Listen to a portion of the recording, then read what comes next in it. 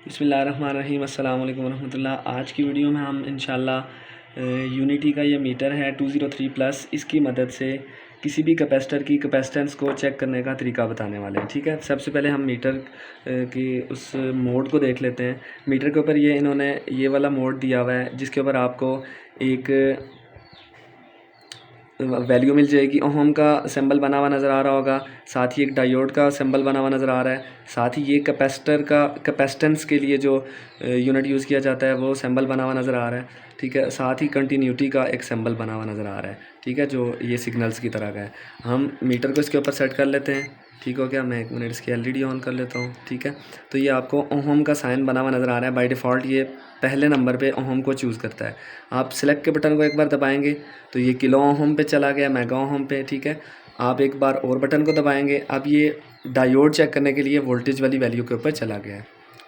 एक बार बटन को और प्रेस करने पे ये नैनो फैरेड के ऊपर आ गया और 0.00 की वैल्यू शो कर रहा है। हमारी रिक्वायर्ड जो पोजीशन है मीटर की वो ये है।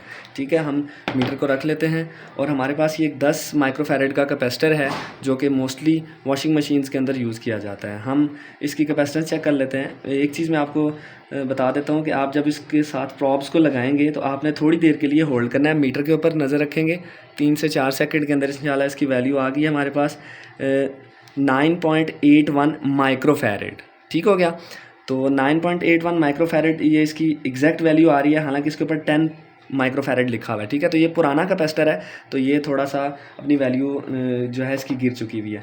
इसके बाद हमारे पास एक 20 माइक्रोफैरेड का कैपेसिटर है जो कि मोस्टली मोनोब्लॉक्स जो आपकी मोटर होती हैं 0.5 HP की और 1 HP की, उनके साथ ये लगाया जाता है। ठीक है, तो ये कैपेसिटर जो है इसकी हम वैल्यू देख लेते हैं। ये 20 माइक्रोफैरेड इसके ऊपर लिखा हुआ है। अभी इसके ऊपर पैंट वगैरह लगा हुआ है लेकिन ये 20 माइक्रोफैरेड का कैपेसिटर है। तो हम इसकी कैपेसिटेंस चेक कर लेते हैं। थोड़ी देर ज़्यादा वेट करना पड़ेगा हमें। ठीक है, तो ये आ गया हमारे पास। मैं 1 सेकंड इसकी एलईडी दोबारा ऑन करता हूँ ताकि आपको नज़र आ जाए। तो ये आपने देखा कि ये 17.85 जो है ये इसकी वैल्यू आ गई है। ठीक हो गया, तो ये दो हमारे पास कैपेसिटर्स आ गए हैं। एक 17 माइक्रोफैरेड का 17.81 है समथिंग है, और ये एक 10 माइक्रोफैरेड का कैपेसिटर है। ठीक है, तो ये एक बेसिक तरीकाकार है किसी भी यूनिटी का जो मीटर है। ये इसके अलावा और भी जो भी मीटर्स हैं जिनके ऊपर कैपेसिटेंस चेक करने का एक फंक्शन मौजूद होता है और उसको यूटिलाइज़ आपने कैसे करना है। अब आ जाते हैं, कैपेसिटर्स दो हैं आपके पास, इन दो कैपेसिटर्स को ले लेते हैं। आपने इन दोनों को ऐड करके बड़ा कैपेसिटर कैसे बनाना है। मोस्टली लोगों के घरों में ये परेशानी आती है जी कि पंखे के हमारे पास बहुत सारे कैपेसिटर्स पड़े हुए हैं, 3-3 माइक्रोफैरेड के, 2-2 माइक्रोफैरेड के। तो आपको एक बड़ी कैपेसिटेंस की वैल्यू चाहिए, तो आप उसको अचीव कैसे कर सकते हैं। तो उसके लिए मैं आपको बहुत आसान सा तरीका बता देता हूँ। कैपेसिटेंस को अगर आपने बढ़ाना हो तो आप जो कैपेसिटर्स हैं उनको पैरेलल में जोड़ेंगे। इसकी पोलैरिटी नहीं होती है। ये कैपेसिटर अगर ऐसे जुड़ेगा इसके साथ तो प्लस माइनस इसका कोई भी पोलराइज नहीं होता ये। ठीक है, तो आप इसको यूँ भी जोड़ सकते हैं, यूँ भी जोड़ सकते हैं, क्योंकि ये एसी बिजली के अंदर काम करता है तो इसकी कोई पोलैरिटी नहीं होती है। तो हम इसके साथ इसको जोड़ लेते हैं। सिंपल ऐसे इसके साथ लगाएंगे, ये एक पॉइंट जुड़ गया और ये दूसरा पॉइंट हम इसके साथ जोड़ेंगे।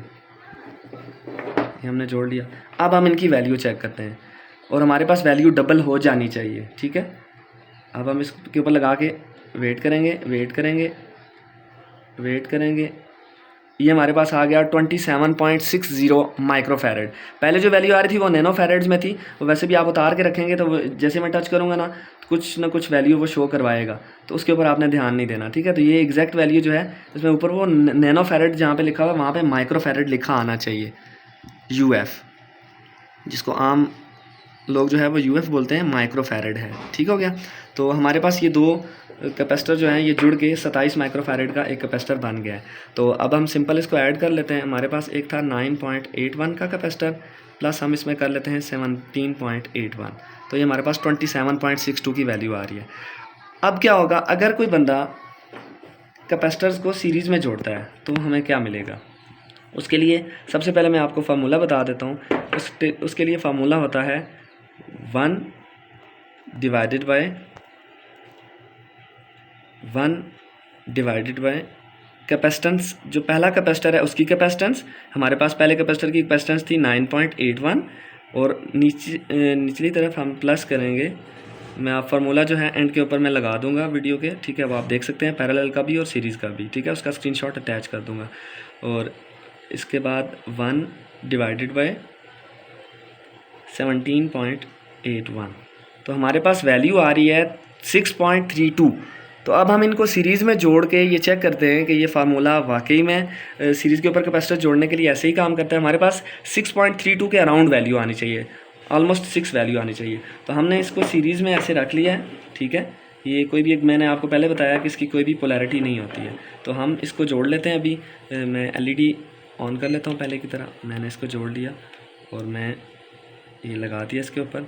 अब एक 20 माइक्रोफैरेड का कैपेसिटर है और 10 का, तो हमारे पास वैल्यू आ रही है 6.22। ठीक हो गया। तो ये दो बड़े कैपेसिटर लगे हुए हैं, लेकिन इनको सीरीज़ में जोड़ने से इनकी जो कैपेसिटेंस है वो फार्मूला के मुताबिक 6.22 हमारे पास वैल्यू आ रही है। हम अगर तीसरा कैपेसिटर इनके साथ जोड़ेंगे सीरीज़ में तो वैल्यू और कम होती जाएगी। ठीक हो गया। और अगर पैरेलल में जोड़ते जाएंगे, इनको दो को जोड़ के हमने 27 अचीव की थी, तो हम अगर तीसरा जोड़ेंगे साथ तो वो भी वैल्यू उसमें ऐड हो जाएगी। ठीक है। आज तक के लिए इतना ही, बहुत शुक्रिया, अल्लाह हाफिज़।